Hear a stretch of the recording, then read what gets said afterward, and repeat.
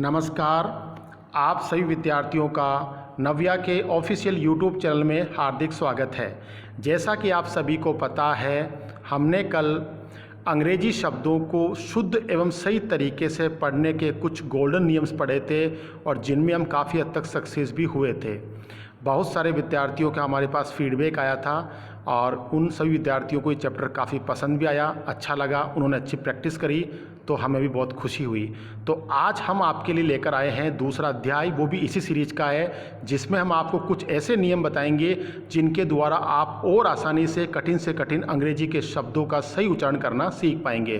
तो समय को ज़्यादा खराब नहीं करते हुए हम शुरुआत करते हैं आज के इस अध्याय की। सबसे पहला नियम है VSV। VSV का मतलब होता है अंग्रेजी में किसी भी अंग्रेजी का कोई शब्द है और अगर उसमें दो वोवल के बीच अगर एस आता है, क्योंकि वी का मतलब होता है वोवल, तो दो वोवल के बीच अगर एस आता है तो उसे हम साइलेंट कर देंगे और उसे हम पढ़ेंगे जय। ठीक है, इसे हम एग्जाम्पल के द्वारा समझ सकते हैं। जैसे आपका एग्जाम्पल दिया हुआ है प्रेजेंट, पॉइजन, पीच, पोजीशन और प्रेसिडेंट। आप इस पांचों एग्जाम्पल में देख सकते हैं जहाँ जहाँ एस आया है उसके आगे पीछे वोवल का प्रयोग किया गया है। जैसे प्रेजेंट में ई और ई के बीच एस आया, पॉइजन में आई और ओ के बीच एस आया, पीच में लास्ट में एस के पहले ए आया, पोजीशन में ओ और आई के बीच एस आया और प्रेसिडेंट में ई और आई के बीच में एस आया। तो हमने इनको यहाँ पर जय पढ़ा और हमेशा ध्यान रखिएगा दो वोवल के बीच में जब भी एस आए उसे आप जय पढ़ेंगे। हम आगे बढ़ते हैं दूसरे नियम की ओर। दूसरा नियम है सी के। अगर अंग्रेजी की किसी भी स्पेलिंग में एक साथ सी के दिया हुआ हो तो हम सी को साइलेंट कर देंगे और वहाँ पे हम पढ़ेंगे कै। कैसे पढ़ेंगे? जैसे क्रेक, पेक, नेक, लेक, अटेक। आप इन पांचों एग्जाम्पल में देख सकते हैं कि यहाँ पीछे सी के का प्रयोग किया गया है और यहाँ हमने सी को साइलेंट किया और हमने ओनली फॉर के पढ़ा। ठीक है, इसके बाद दूसरा आप नियम देख सकते हैं CUC। इसका मतलब ये होता है अगर किसी भी अंग्रेजी की स्पेलिंग में दो कॉन्सोनेंट यानी कि दो व्यंजन के बीच में अगर यू आ जाता है तो उसे हम साइलेंट कर देंगे और उसमें केवल ए की ध्वनि आएगी, सिर्फ ए की ध्वनि। कैसे? जैसे CUT cut, BUT but, HUT हट, MUG मग, HUG हग। आप देख सकते हैं हमने इनमें ओनली फॉर ए की ध्वनि निकाली। ऐसा नहीं है कुट, बुट, हूट, मूग, हुग ऐसे नहीं पढ़ेंगे, सिर्फ हम ए की ध्वनि निकालेंगे इसके अंदर। ये नियम है, जब भी दो कॉन्सोनेंट आएंगे हम ऐसे यूज करेंगे। इसके बाद आगे हैं एस और सी। अगर किसी भी अंग्रेजी के स्पेलिंग में एस और सी एक साथ आ जाए तो उसे हम क्या करेंगे? सह पढ़ेंगे। इसमें सी को हम साइलेंट कर देंगे। ठीक है, किस तरीके से करेंगे आप देखिए। Science, scene, scam, scale, scope, इन सब में देख सकते हैं इन पांचों एग्जाम्पल में एस का और सी का प्रयोग किया गया प्रथम स्थान पर और हमने सी को साइलेंट कर दिया और यहाँ पे ओनली फॉर सह की ध्वनि निकली है। इसलिए science, scene, scam, scale, scope इसे पढ़ा जाएगा। आगे हम पढ़ सकते हैं CH और CHE के बारे में। ध्यान रखिएगा विद्यार्थियों, अगर किसी भी अंग्रेजी की स्पेलिंग में अगर CH आए या CHE आ जाए तो उसे हम कै भी पढ़ सकते हैं, उसे हम शह भी पढ़ सकते हैं और उसे आवश्यकता के अनुसार हम चय भी पढ़ सकते हैं। कैसे पढ़ेंगे आप देखिए। स्टमक, इसे लोग स्टमच भी कहते हैं, स्टमक भी कहते हैं। CH का कै भी है और चय भी अर्थ होता है यहाँ पे। आगे है चेक। हमने यहाँ पे इनको क्या हाईलाइट्स किया है। CHE, इसे शह, कै, चय तीनों पढ़ा जा सकता है और CK को कै पढ़ा जा सकता है। तो चेक, स्टमक और चेक। दूसरा एग्जाम्पल है लंच, मंच, पंच, मच और सच। इन पांचों एग्जाम्पल में दे सकते हैं जहां जहां CH आया हमने इसको चय पढ़ा, इसीलिए हमने इसको लंच पढ़ा, मंच पढ़ा, इसे पंच पढ़ा, मच पढ़ा, सच पढ़ा, क्योंकि पीछे CH आया। ऐसे ही ACHE, एक का मतलब होता है पेन यानी दर्द। आपने सुना होगा हेडेक, स्टमक एक, पेट में दर्द हो रहा है। तो जहाँ पर भी हमारे बॉडी में पेन होता है हम एक का यूज़ करते हैं और वहाँ CH आता है यहाँ पे कै के रूप में। आगे पढ़ते हैं शेफ, CHE, यहाँ पे ई आया, इसे हमने शह पढ़ा शेफ। ऐसे ही केमिस्ट, हमने दोबारा कै पढ़ा। तो इस तरह से आपको इस नियम का ध्यान रखना है। आगे आता है सी। अब इस सी को हम 2 फॉर्मेट के साथ पढ़ेंगे। सी को हम 5 वोवल के साथ पढ़ेंगे। आपको पता है वोवल 5 होते हैं, ए, ई, आई, ओ, यू।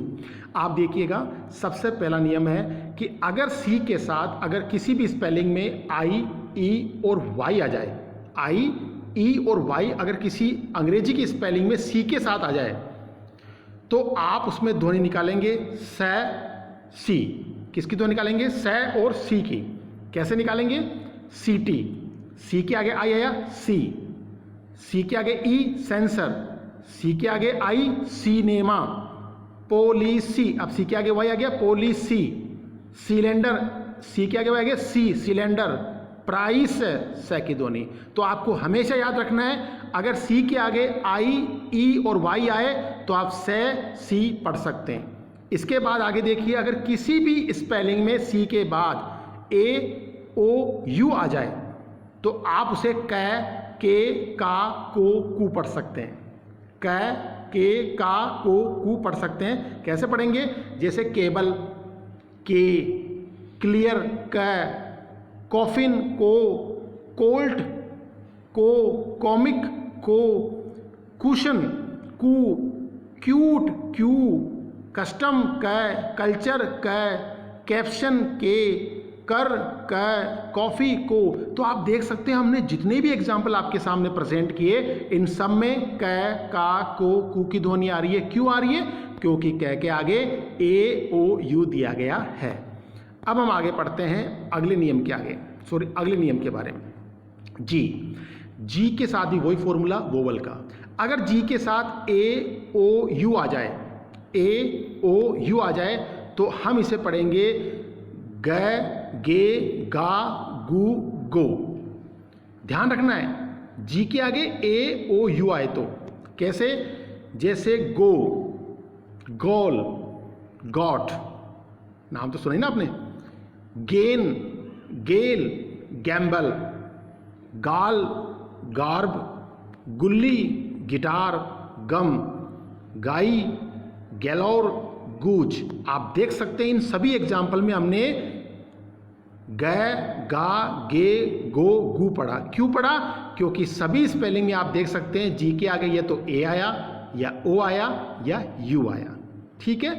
अगला नियम है, अगर जी के साथ वोवल के रूप में ई या आई आ जाए, ध्यान रखिएगा, ई और आई आ जाए तो उसे हम ग नहीं पढ़ेंगे, गा नहीं पढ़ेंगे, हम उसे पढ़ेंगे जय, जी, जा। जय, जी, जा कुछ भी पढ़ सकते हैं, लेकिन शुरुआत जैसे होगी। कैसे होगी? देखिए, एज, ए जी ई, जी के आगे ई आया एज। जिंजर, जी के आगे I ginger. General, G E. Gentle, G E. Gist, G आई।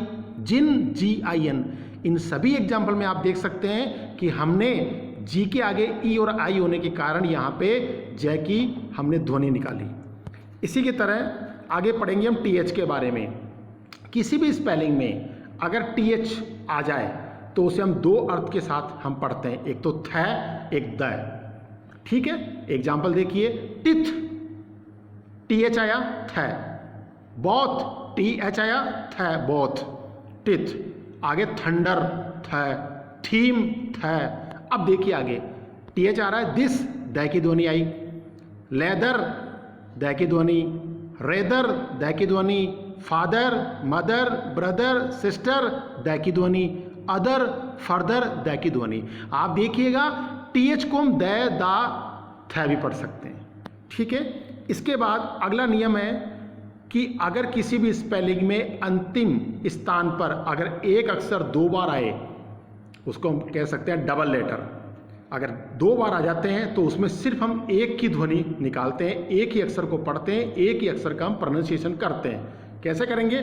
जैसे लास है, एस एस 2 बार आया, ऐसे नहीं पढ़ेंगे लासस, नहीं, लास। पास, मास, पस, सक्सेस। इन सभी में आप देख सकते हैं लास्ट का जो लेटर है वो 2 बार आया, लेकिन हमने उसका उच्चारण प्रोनाउंसिएशन केवल एक ही बार किया है, और आपको भी हमेशा एक ही बार करना है। इस तरह से अगला नियम है, अगर किसी भी स्पेलिंग के पीछे सफिक्सेस के रूप में SION, TION, TURE आ जाता है तो आप उसे पढ़ेंगे शन और पढ़ेंगे चर। शन पढ़ेंगे SION TION के लिए, और TUR के लिए पढ़ेंगे चर। आप एग्जाम्पल देखिए, जैसे रिएक्शन TION आया, शन रिएक्शन। क्रिएचर क्रिएचर TUR है, चर क्रिएचर। फैक्चर TUR आया। मेंशन TION आया। टेंशन SION आया, तो हमने शन पढ़ा। तो इस तरीके से मैं उम्मीद करता हूँ आज हमने आपको जो गोल्डन नियम समझाए उसके द्वारा आप और भी आसानी से, अधिकतम आसानी के साथ में इन कठिन से कठिन और जटिल शब्दों का आप सही शुद्ध उच्चारण आप करना सीख सकते हैं। तो मैं उम्मीद करता हूँ आपको ये चैप्टर अच्छा लगा होगा और पसंद में आया होगा। तो अगर आपको ये चैप्टर अच्छा लगा हो, अगर आपको पसंद आया हो, तो आप हमारे YouTube चैनल को सब्सक्राइब कीजिएगा और इस वीडियो को जितना ज़्यादा हो सके अधिक से अधिक विद्यार्थियों के बीच में शेयर कीजिएगा। आप सभी का एक बार पुनः बहुत बहुत धन्यवाद।